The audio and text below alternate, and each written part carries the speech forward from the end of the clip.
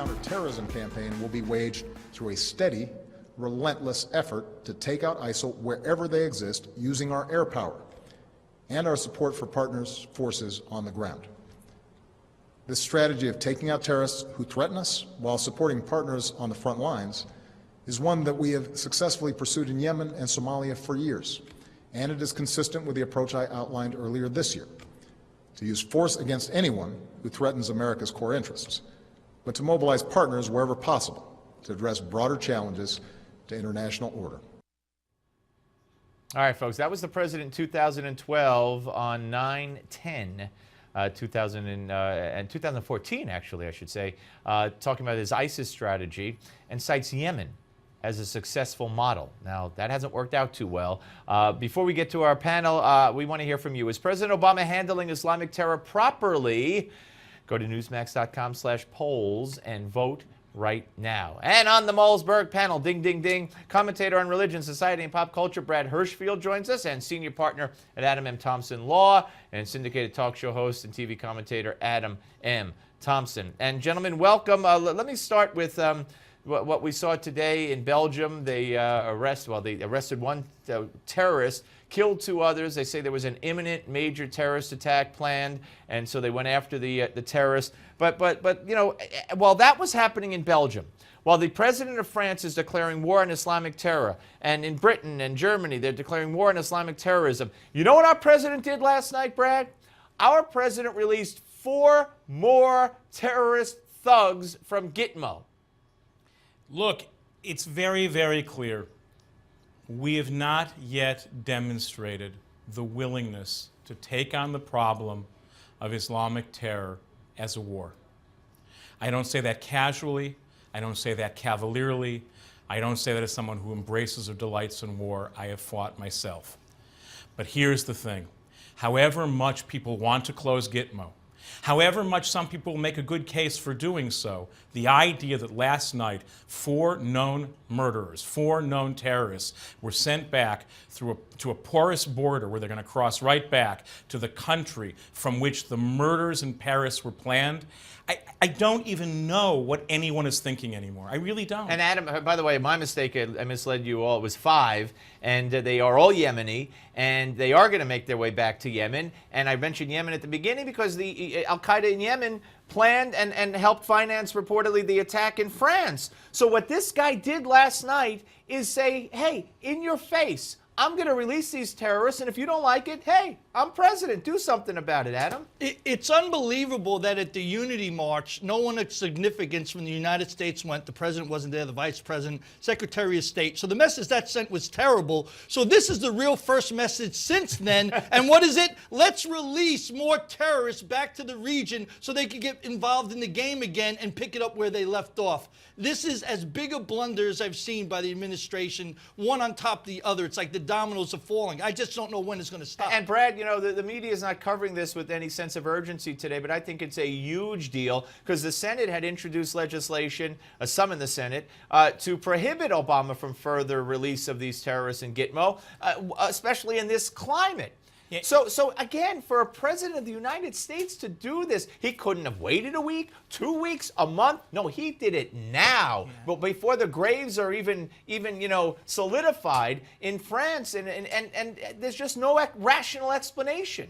I don't think there is. I'm going to try one anyway, though, and it has to do with when I said before, we have not engaged this as a war. In the quote that you played at the top of this segment, when the president talks about the success we've had in Yemen and Somalia, I'm like, oh my God, if that's the definition of success, we're in trouble. Right. I think we need a moment of historical awareness here.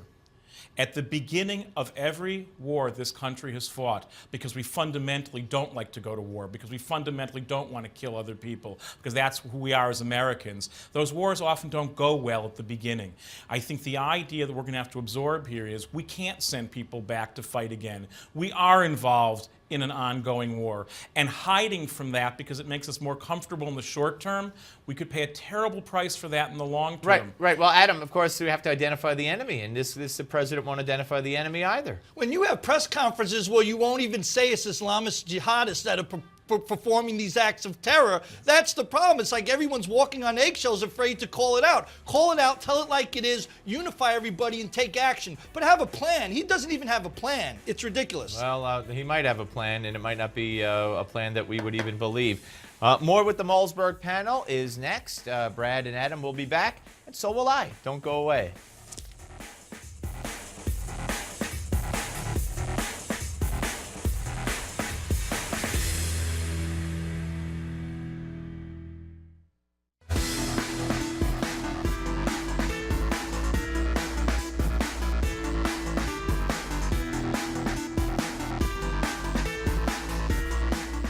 I think the issue is, first of all, the things that I have said that I believe are what I believe.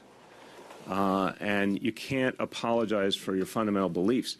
There's going to be emotion, there's going to be rhetoric, there's going to be some things said that shouldn't be said. But I think underneath that, there are some real issues that we can address. All right, that's Mayor de Blasio, ladies and gentlemen, Mayor of New York City, who's in a war, if you will, with New York City police, because after the Eric Gardner jury did not indict, he came out and he said that his police force has been racist for decades, and he's afraid for his own black son at the hands of his own police force. And he just said, when asked, this was yesterday, what will you apologize? He said, you can't apologize for what you believe and what you believe in, and what he said he believes to be true. He doubled down on calling the cops racist and that his son is in danger of being harmed or killed by his own police force. Let's get back to the Malzberg panel and Adam Thompson and Brad Hirschfield. Adam, it's amazing. It's just unbelievable that when you make a speech and commit a blunder like that, that alienates the police force in New York City, who you have to depend on to keep law and order within the city, you try to reconcile things immediately as best as you can, and you try to make apologies where appropriate. Not only wasn't that done, he's now gone, as you said, in the other direction and seemed to double down on it. It's fine if he has concerns and beliefs, and it's fine that he expresses them. He's entitled.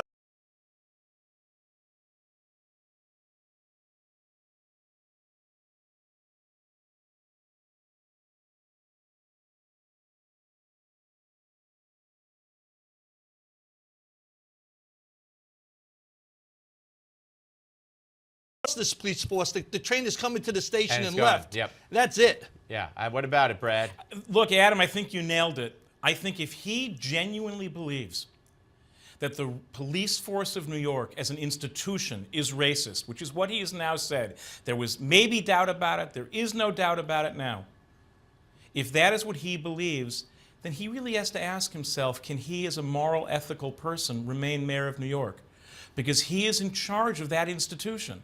And what does it mean to say, no, it's racist through and through, but I still want to be mayor? I think there's a real moral question, not a political question, but a moral question he has to ask himself. I get it. Apologizing is hard. It's hard for all of us. It's hard to know how to pull back. But he was asked in the gentlest of ways how to do exactly what Adam just suggested. You have beliefs, you have concerns, you think there are race issues, I think there are race issues, but not to be able to say, I went too far in casting aspersions on the thousands upon thousands of people who put their lives on the line every day to keep New Yorkers safe, and on that I won't apologize for. He really does have to ask himself, how can he in good conscience remain mayor? You know, well, first of all, you're assuming he has that. And secondly, it was Elton John who said, sorry seems to be the hardest word. Always remember that. It's hard. Now there's a little controversy going on in New York City. They've issued these ID cards to illegals to get all the city services that anybody else could get, which is a brain surgeon move in itself in this climate. But on the mock card, according to the New York Post, it has a fictional name and a fictional birth date. And the birth date is March 16, 1988. On that date, Ronald Reagan sent troops to Honduras to get into Nicaragua to fight the Sandinistas. Now, de Blasio himself went to Nicaragua in '88 in support of the communist Marxist Sandinistas. Now, City Hall says, oh, this is just a coincidence. But how the heck do you come up with March 16, 1988, Adam? I ask you. I don't know. Coincidence, another conspiracy theory. We got bigger fish to fry. Let's worry about the police force and race riots and protests that are turning violent in the city. Whether it's connected or not, I don't even care about it. If de Blasio did it intentionally, I don't really care. All right, Brad and Adam, thank you both very much. Appreciate it as always.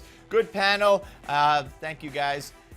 Look, I got to tell you, it was purposely done. If not by him, by somebody in his circle to say, "Ooh, let's surprise the mayor. Let's give him a date." And that's why that date was chosen. I guarantee. Gimme 5 is next. I can guarantee you that too. Don't go away.